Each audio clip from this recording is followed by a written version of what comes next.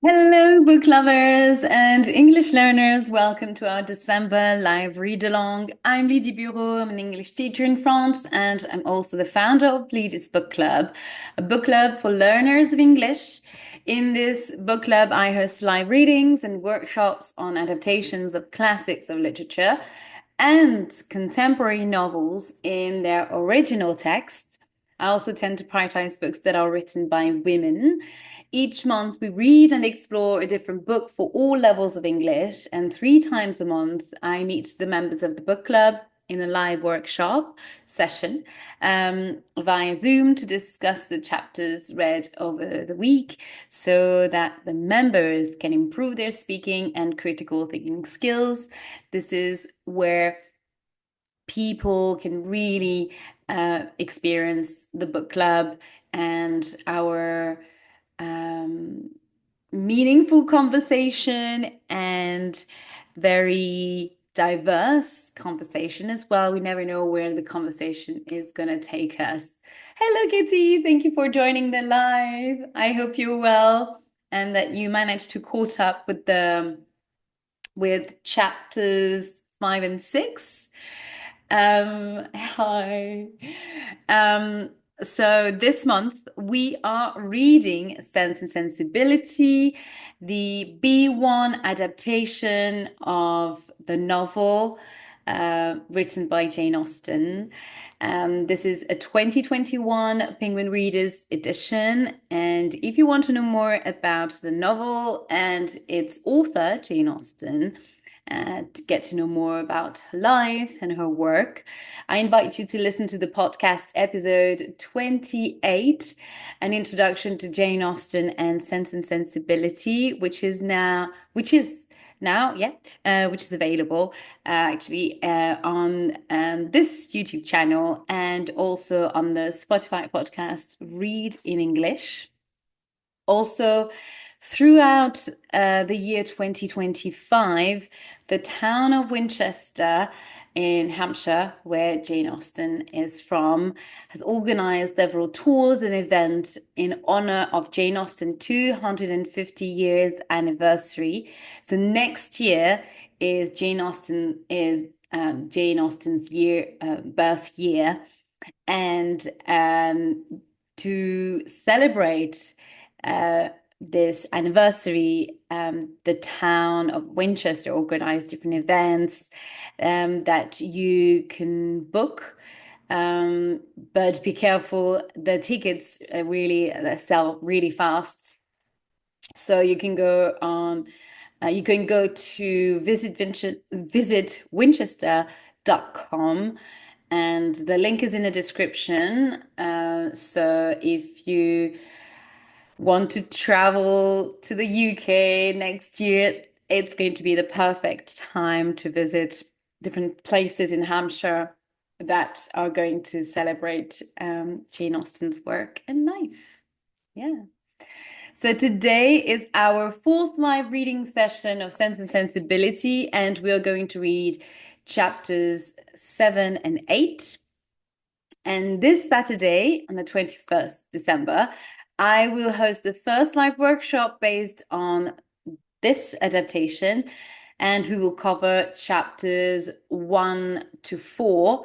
So if you want to be part of the conversation, improve your English and discuss about books, or even if you're a native speaker, it's really open to everyone who wants to discuss this brilliant novel, although this is an adaptation, but here is the original text, and it's always um, nice, or it just gives an opportunity for us to discuss the novel. Even though it's an adaptation, it's still very loyal, except for some exceptions, but it's very loyal to the novel, in a sense that it respects the events, and it doesn't really remove the essence of the novel, I would say. So do not hesitate to message me if you have any questions, either by commenting this video or sending me an email on lidisbookclub.com's contact page, and or via Instagram and in the DM. So there are hundreds of ways to get in contact with me, and it's going to be easy for you. And there, it it is easy for you to get in touch with me, so don't hesitate. So if you want to attend this next workshop, then you just need to go to lidisbookclub.com. This is the link, the website link in the, oh my God, this is the evening. It's the end of the day and I don't know how to speak English now. So what was I saying? So the link is in the description. And when you are on the subscribing page, you will see all the dates of the live readings or workshops that are planned for the month. And of course, you can subscribe to the book club. Kitty's saying, thank you. I will listen to the last episode afterwards. Yeah, okay. You will catch up anyway, and everything will make sense. But I'm happy you're coming. So you see, for example, Kitty, our member, is as an example, she hasn't probably had the time to read the chapters, and she's still joining on the live Instagram live. So don't worry if you have not read the chapters for the day. You can always catch up on your own, and it doesn't matter if you know already a little bit about the story. You can still join the live and read with us, read together, and chat in the comments on Instagram as well. Right, so let's get started. But before I start reading the chapters, let's do a quick recap. So that's going to be very useful if you haven't read the chapters from that we read yesterday. Yeah, chapter 5 and 6. So what happens in chapter 5? Hello, thank you for joining tonight. Hello, hello. Right, so I'm doing a quick recap of chapters 5 and 6 from Sense and Sensibility. So, chapter 5 was called Elinor Hears Some News. And in this chapter, Edward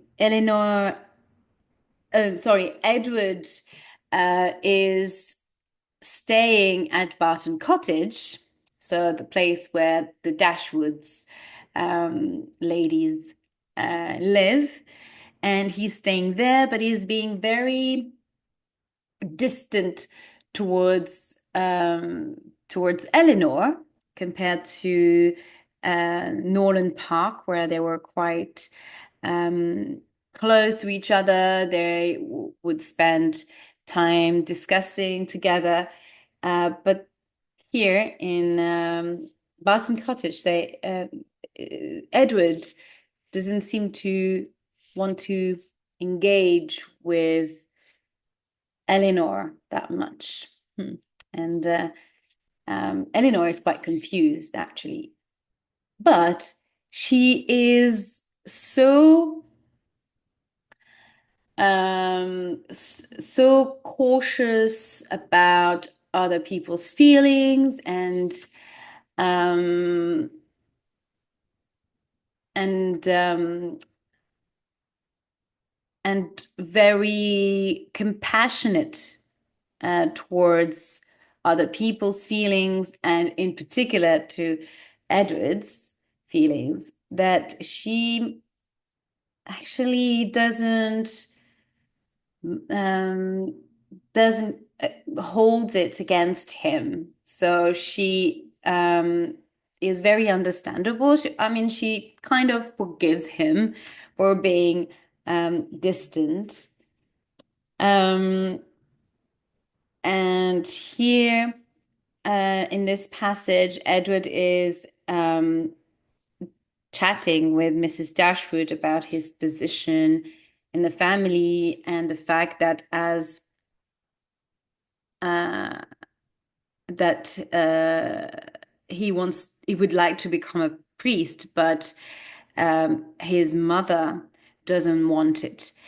She would rather that he become a lawyer or a soldier because being a priest doesn't really pay much, and it's not a profession where he's going to earn a lot of money. So she's Mrs.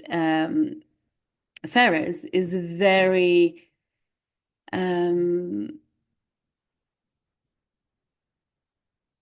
very much interested in money, and or at least that she wants that her children marry well, that her children stay wealthy or um, become wealthier than they are already.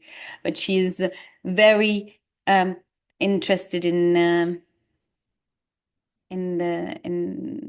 the status of um, in the money issue, I would say.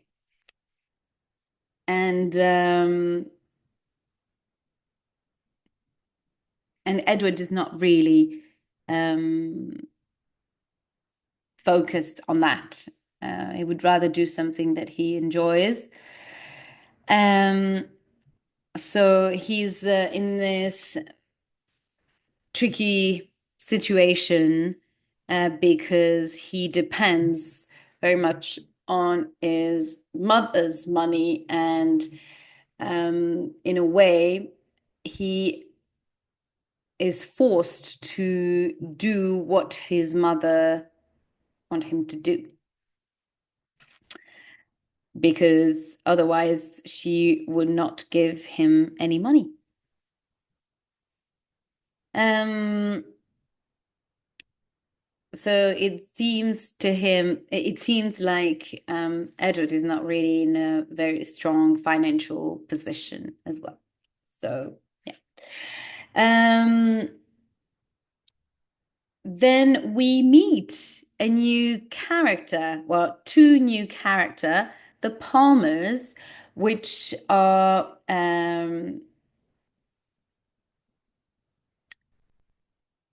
Mrs. Lady Middleton's in-laws. So basically, Mrs. Palmer is Lady Middleton's sister, and I think uh, she's with her husband at Barton Park.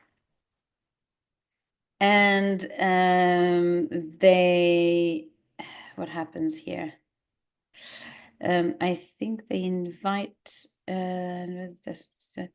yeah. So John Dashwood, oh, Sir John is inviting the Dashwoods at Barton Park, um, and um, Elinor and Marianne are at this party. Elinor and Marianne are going to meet two new characters, Lucy and what's his name? Lucy and Anne Steele. And these two young girls, they more or less have the same age as Marianne and Elinor. And they, well, Lucy Steele is going to reveal a uh, very, well, a secret to um, to Elinor. because here we learn that Edward Ferrars has been engaged with Lucy Steele for 4 years. And maybe this explains the strange behavior, well, Edward's strange behavior. And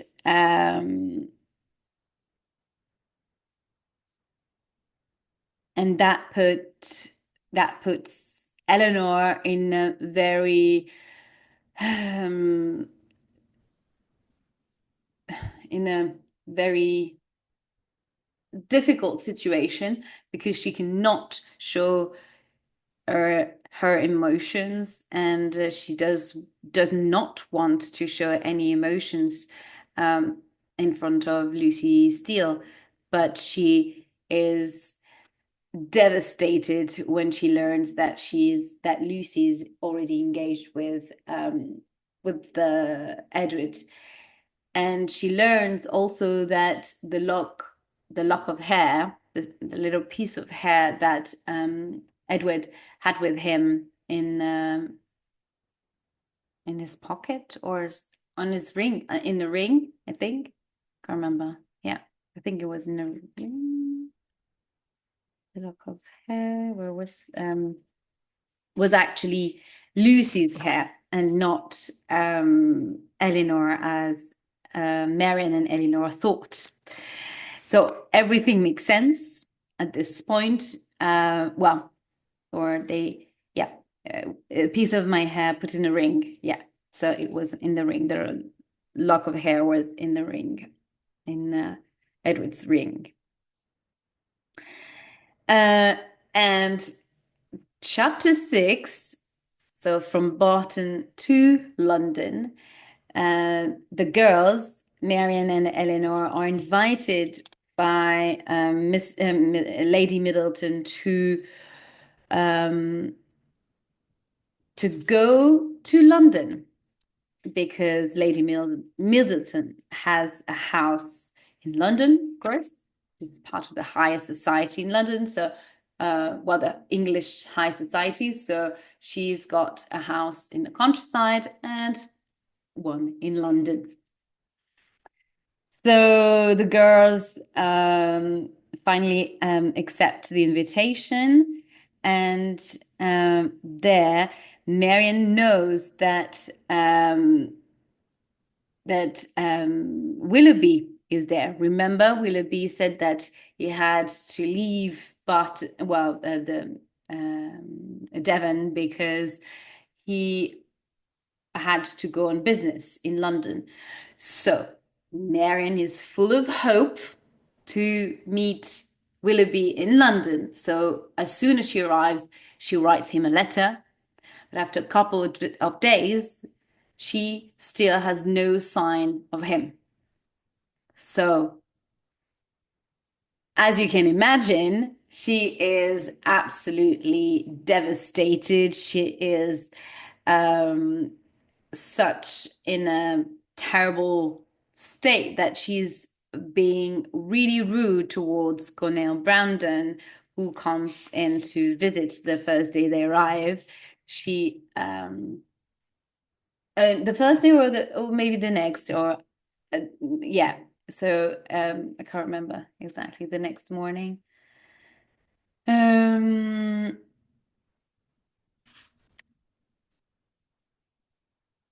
Yeah. Anyway, so when he enters later, the front door, yeah, 3 days after 3 days. So Mr. Well, Colonel Brandon enters or visit the girls, and she is so shocked to see him and not Willoughby that she leaves the room without even apologizing or anything. She's acting very rudely, and Elinor is very confused and try to apologize for her sister's behavior. Yeah. And on Elinor's side, there is another um, very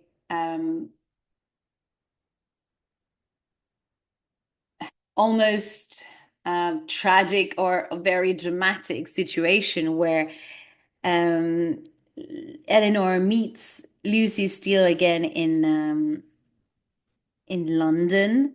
Can't remember whether she one evening at Barton Lady asked Lucy to provide. I think it was before leaving for London, and so Elinor meets again Lucy Steele, and there um, Lucy asks Eleanor's a favor or some help.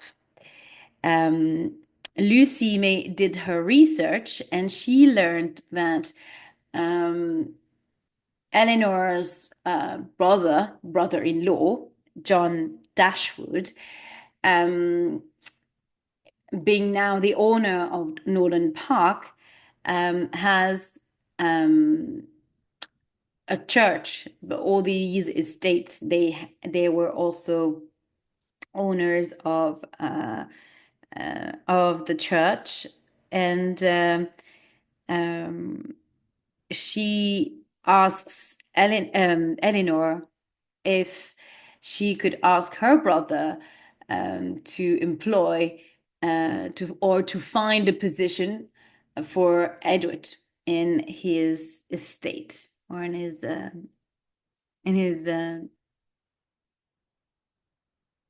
in his estate at Norland. Yeah. So here is Elinor in a position where she has to find a way to find a job for the law for the man that she loves, so she has feelings for, so that he will be able to marry this other girl. So this is kind of a UB-esque or kind of a, I don't know, paradoxal situation, uh, or yeah, it's almost um, a parody because this is so enormous what she's asking about asking Elinor to do. But of course, Lucy still doesn't know that Elinor is in love, but in sharing her secret and confiding in her, she makes it clear that there is no place for you next to Edward. The seat is taken. So although Lucy seemed to be very kind, uh, very and nice and very approachable and charming, one could say. Um, she knows what she's doing, and she might act as naive. She isn't. She knows perfectly what she's doing, and uh, she does everything to make sure that Elinor is not going to be in her way. Right. So now let's move on with chapter 7. Balls and parties in London. So let's see if Marianne is going to meet Willoughby again. A week passed in London, and the weather was very cold. Colonel Brandon came to the house almost every day, and Elinor enjoyed her conversations with him. She noticed that he often looked at Marianne, and she knew that he had deep feelings for her. One morning, Mrs. Jennings, Elinor, and Marianne went out. When they returned, they were told by a servant that Willoughby had visited the house while they were out. Mm-hmm. He has been here? Cried Marianne. Oh, I know that he will come again tomorrow. The next morning, Marianne said that she would stay at home when the others went out. When they came back, Elinor could see from Marianne's face that Willoughby had not been there. A note was then brought in by a servant, and Marianne jumped up, saying, that is for me. However, the note was for Mrs. Jennings from Lady Middleton, who had arrived with Sir John at their London home. Oh, sorry, it's they are not at Lady Middleton's house, but Mrs. Jennings' house. Oh gosh, I got confused.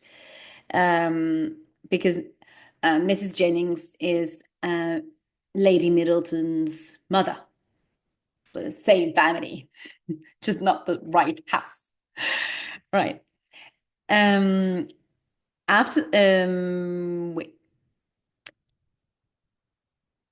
It was an invitation to a ball there the next evening. The ladies went to the ball, but Marianne said that she was too tired to dance. After the ball, Mrs. Jennings said to her, Willoughby was invited, but you did not come. I am sure that you would dance if he was there. He was invited? Said Marianne, very surprised. The next morning, Elinor saw that Marianne was writing to Willoughby again. Suddenly, a servant came in to say that Colonel Brandon had arrived. Marianne quickly left the room. Again. When he entered, he looked serious. He was silent for a moment, and then tried to smile, saying, Many people know about your sister's engagement to Willoughby. That cannot be true, replied Elinor, because our own family do not know about it. He looked surprised. I'm sorry, but I did not think it was a secret. They write letters to each other, and everybody talks about their marriage. Who has spoken about it? Asked Elinor. I have heard about it from Mrs. Jennings and the Middletons. Please tell me that it is true, so that I can forget about loving your sister, he replied. Elinor could not say that Marianne and Willoughby were engaged, but she wanted to help Colonel Brandon.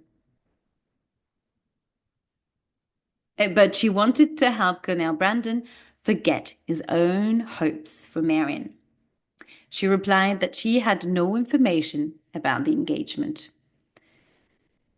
I wish your sister happiness, and I hope that Willoughby does what he can to deserve her, said Colonel Brandon, who then immediately said goodbye and left.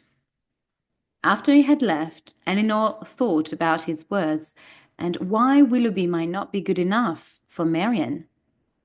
In the next few days, Willoughby did not visit or write to Marianne.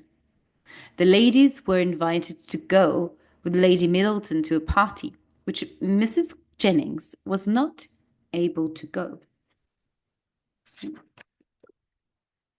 They arrived at the party, and soon Lady Middleton went to play cards. Marianne sat down and did not move around or talk to anyone. After a few moments, Elinor suddenly saw Willoughby.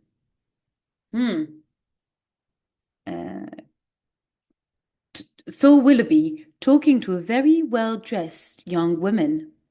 Elinor looked at him, and he nodded to her, but did not try to speak to her. Elinor turned towards Marianne, whose face had changed completely. He's here! He's there! Oh, why does he not look at me? She said.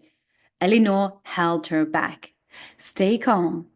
People will notice that you're upset, she said. After a few minutes, Willoughby turned and looked at them both. Marianne jumped up, saying his name. He came over, but avoided Marianne's eyes. So you can see here in this cute little illustration here. And here you can see the ballroom and Marianne calling Willoughby across the room. And Willoughby, I think, is here looking at them.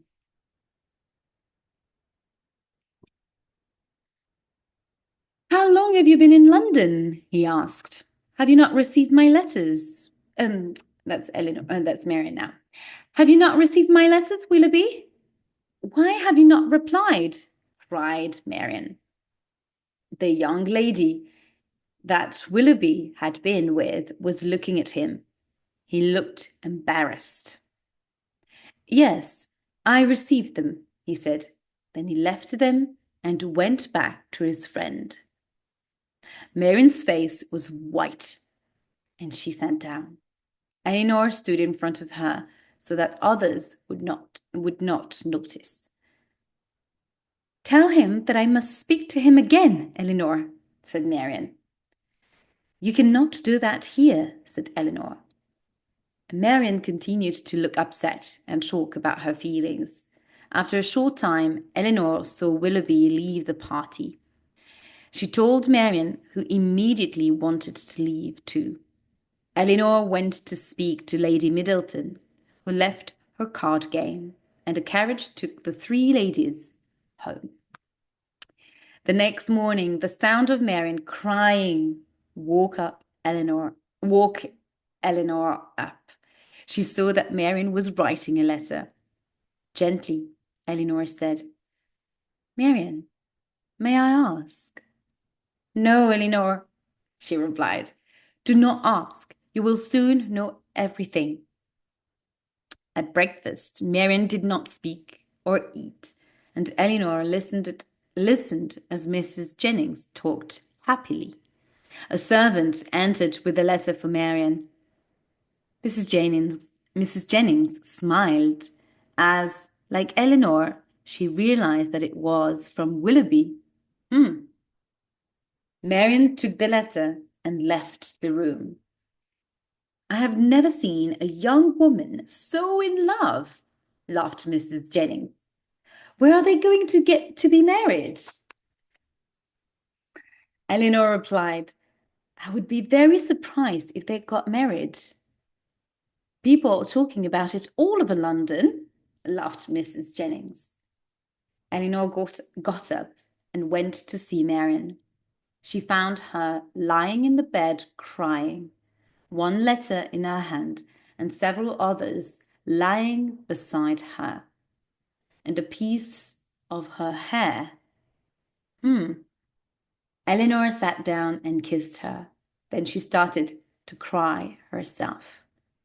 She felt shocked to see that Marianne was suffering so badly. Marianne gave her Willoughby's letter to read. My dear Marianne, I have just received your letter. I'm sorry that you're unhappy about the way I behaved last night. Please forgive me. I enjoyed my time in Devon with your family very much. I did not want to make you unhappy. I am sorry, but I'm going to be engaged to another lady very soon. As you asked, I am returning your letters and the piece of your hair that you gave me. John Willoughby. The letter shocked Elinor. Why has he ended your engagement? She asked. There was no engagement, cried Marianne. There was no engagement? Did he say that he loved you? Replied Elinor. No, but he behaved in a way that made me think he loved me, said Marianne. For her.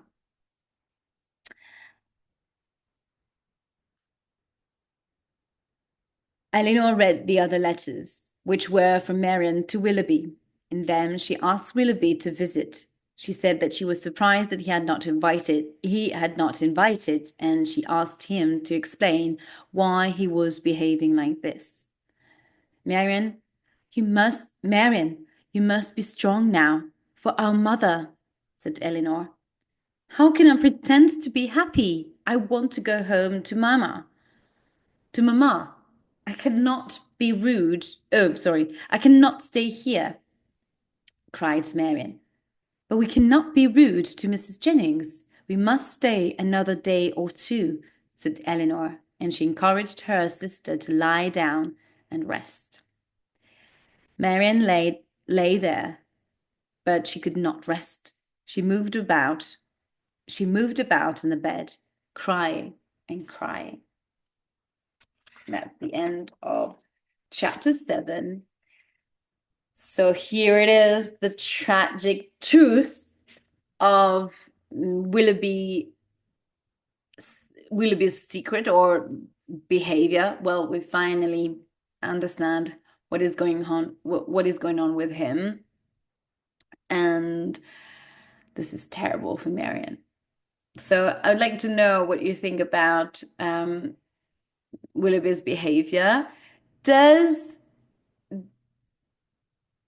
it ring any bells about any experiences that you have had when you had signs from a man or a boy that was interest that you could see that was interested in you, but then all of a sudden just disappeared?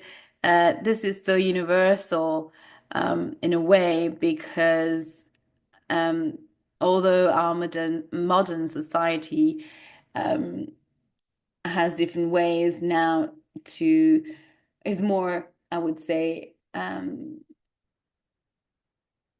well, relationships are more are happening more frequently, and deceptions uh, and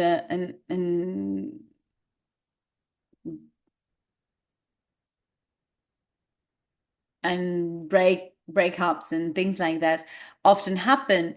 But so it's interesting to see that what our society is experiencing nowadays with our modern days of dating, and how is still relevant when, although we're not talking necessarily about engagement, but when all the signs from the person that we are dating are interested in us, but in the end, they don't really, sorry, they don't, in the end, they end up not giving any news or any uh, follow up to the relationship. So it's still um, a situation that you can find yourself in, although you're not in the 19th century. And you're not talking necessarily about being engaged, but being committed in a way to a form of a relationship, serious relationship. So here we are, chapter 8, news about Willoughby. So it's quite um, uh, it's quite curious. We it yeah, we wonder who is this woman is going to marry. Only know this is it's another lady, but no much information it is given for now. So let's see, let's find out maybe who is this lady. Do you think this is the woman that was with him at the ball? Elinor returned later to see Marianne, and soon after, this Mrs. Jennings walked in. How is she? Oh, she's so unhappy. I'm not surprised. Oh, sorry. This is Mrs. Jennings talking. How is she? Oh, she's so unhappy. I'm not surprised. I met a friend half an hour ago who told me the news. Willoughby is going to marry Sophia Gray. He has behaved very badly towards Marian, said Mrs. Jennings. But Marian is so pretty. I'm sure that if that she will find another gentleman to marry. Marianne agreed to join them for dinner, but although she sat with them, she did not speak. Mrs. Jennings saw that she was unhappy and behaved kindly. She gave Marianne the best seat next to the fire and did all she could to make her comfortable. But Marianne did not seem grateful and suddenly got up and left the room. Poor girl, said Mrs. Jennings to Elinor. It makes me sad, but I know that Miss Grey has a very large income. People say that she is not pretty, but it seems that she has chosen Willoughby and your sister has lost him. I cannot believe that he took Marianne all around Allenham and made her believe that it was her future home. Please ask Sir John and Lady Middleton not to talk about Willoughby in front of Marianne, said Elinor. Of course, replied Mrs. Jennings. Colonel Brandon will be happy now.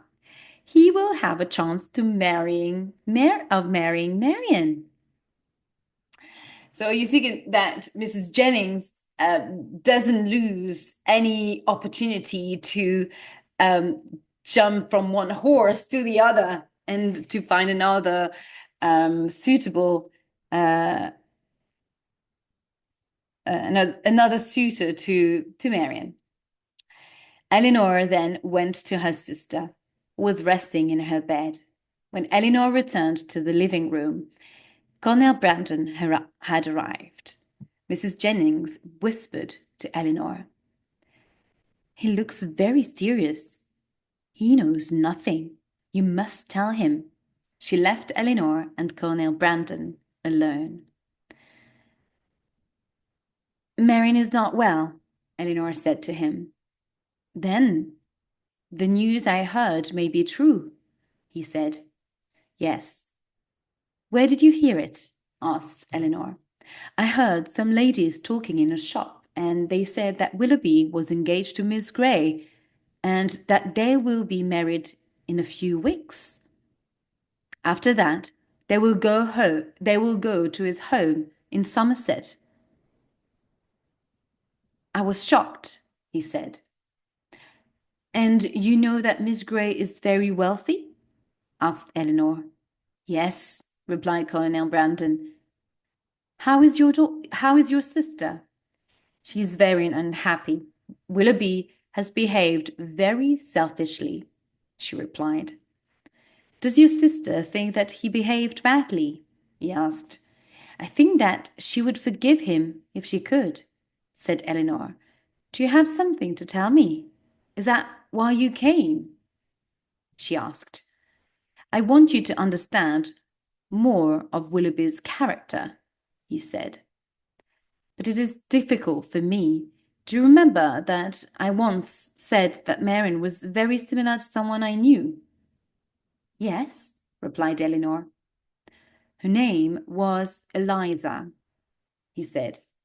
"She had the same warm character and strong feelings as Marianne. Her parents died, and my father took care of her. I loved her very much. She also loved me, but when she was 17, my father made her marry my brother. She was going to inherit her parents' money when she got older. My brother did not deserve her. He did not love her.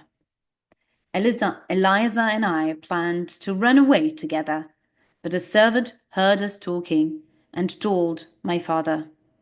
I was sent away from England. My brother married her and behaved very unkindly towards her. About 2 years later, he died. He could not speak for a moment. He died. He could not speak for a moment and looked extremely sad. After 3 years, I returned to England," he continued. "I looked for her, and after 6 months, I found her living in a very cheap hotel. She had lost all her money and was very changed. She had been so unhappy, and this beautiful, healthy young woman was now thin and thick and sick. I took her somewhere better better to stay and visited her every day. But soon after this, she died. He stopped again. They all die.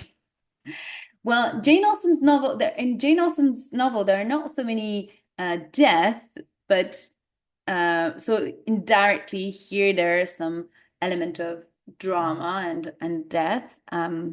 But it's quite rare to have these kind of tragic events. But here, yeah. Um, then he told Elinor she left a child with the same name, little Eliza.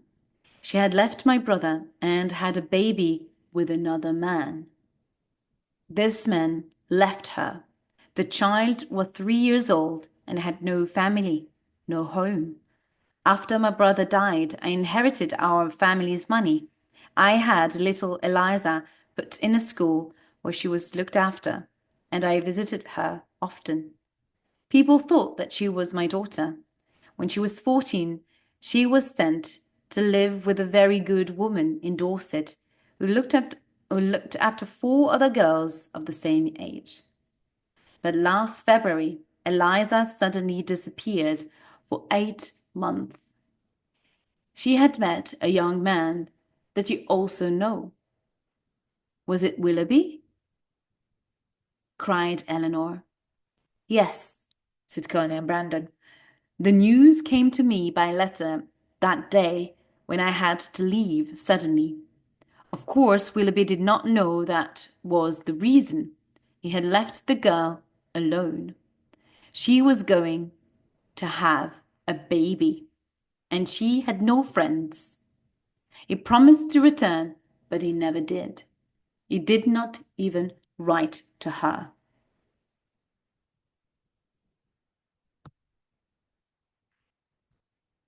Hmm. That is terrible, said Elinor, shocked. Now you know his character.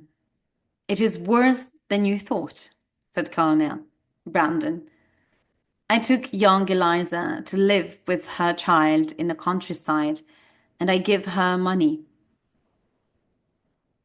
Her life has been very sad.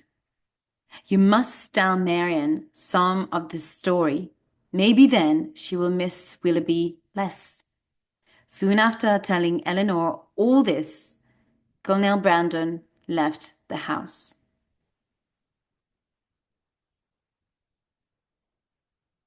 Elinor felt deeply sad, but also grateful to him for telling her everything. The next morning, Mrs. Jennings came to Marianne saying, My dear, I have a letter for you. Marianne looked up, thinking it might be from Willoughby. Her hopes disappeared immediately when she saw her mother's writing. She took the letter and began to read it. It was all about Willoughby. Mrs. Dashwood asked Marianne to be more open about their engagement and said that she was sure that they would be happy together. Marianne felt a strong need to return home and tell her mother everything. She said this to Elinor, who said that they should wait. Then Elinor told her sister about her conversation with Colonel Brandon, and she saw that Marianne believed it. But from the way she cried, Elinor realized that she was as unhappy as before. She was very upset to hear the truth about Willoughby's character and how he had left young Eliza. Marianne realized that they had both suffered because of Willoughby. He had not been honest with her, but she had been luckier than the other young lady. However, knowing this, Knowing this did not make Marianne happier. She sat there silently, her eyes full of sadness. It was extremely painful for Elinor. She hated to see her like this. Elinor wrote to her mother to tell her the news. Mrs. Dashwood's replies were long and full of the same sadness, and Elinor knew that she worried about her daughter. However, Mrs. Dashwood thought that Marianne should not be at Barton, as this would make her think of Willoughby. And she also thought that in London, Marianne would be less likely to see him again, as he would take his new wife to his home in the countryside. Mrs. Dashwood had also heard that John Dashwood and his wife, Fanny, would be in London soon, and she thought that they should see them. Marianne agreed to do what her mother wanted, although it was not what she wanted. Elinor also knew that by staying in London, she could not completely avoid seeing Edward. But she thought that her sister should stay there. Mrs. Jennings, Sir John, and Lady Middleton all behaved kindly towards Marianne, although Sir John said several times that Marianne looked thin. Soon, news came that Willoughby had married Sophia Grey. Elinor told Marianne, who received it calmly, but after a few moments began to cry. Around the same time, the sisters met Anne and Lucy Steele, who had arrived in London. Elinor was not happy to see them. Lucy said that she was pleased to see her, but Elinor did not believe this. One day, Mrs. Jennings asked Elinor and Mary to come with her to a shop. While they were there, they heard a customer asking for something. This young man was dressed in very expensive clothes and spent a long time explaining exactly what he wanted. He seemed very selfish and made all the other customers wait for a very long time. Suddenly, Elinor saw another man next to him. She and Marianne were very surprised to see that it was John Dashwood. He told them that he had been in London with Fanny for 2 days.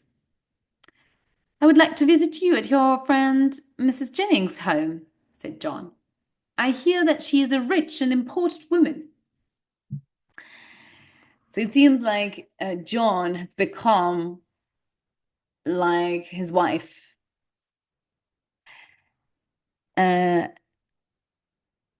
Only interested about wealth and money. John Dashwood. Oh, yeah. I heard that she is a rich and important woman. We would like to know her better. John Dashwood was then introduced to Mrs. Jennings, and she invited him to visit. The next day, he came to her home, where she welcomed him warmly. During John's visit, Colonel Brandon also came to the house, and later, John asked Elinor to walk with him.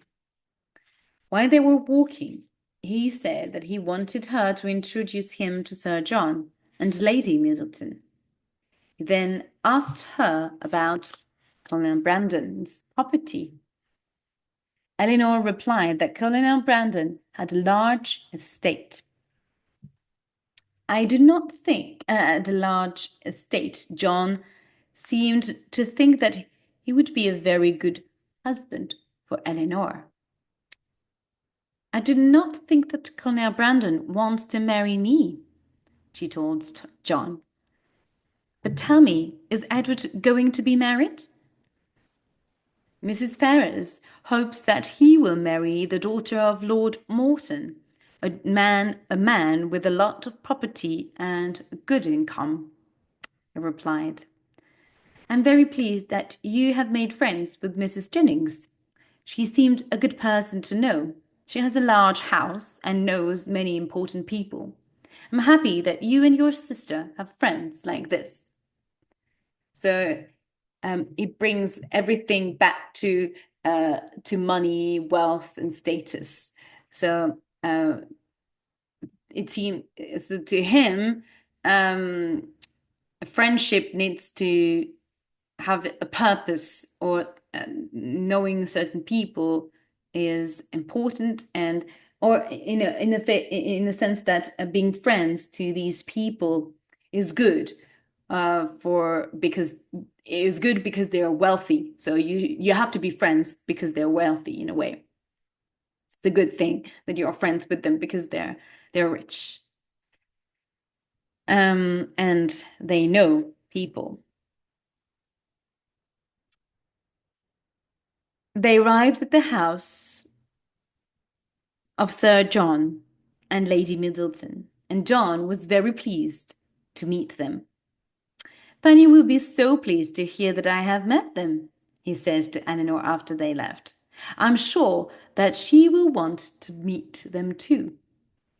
Of course, as they're only interested in being around wealthy people um, and society, high society of London.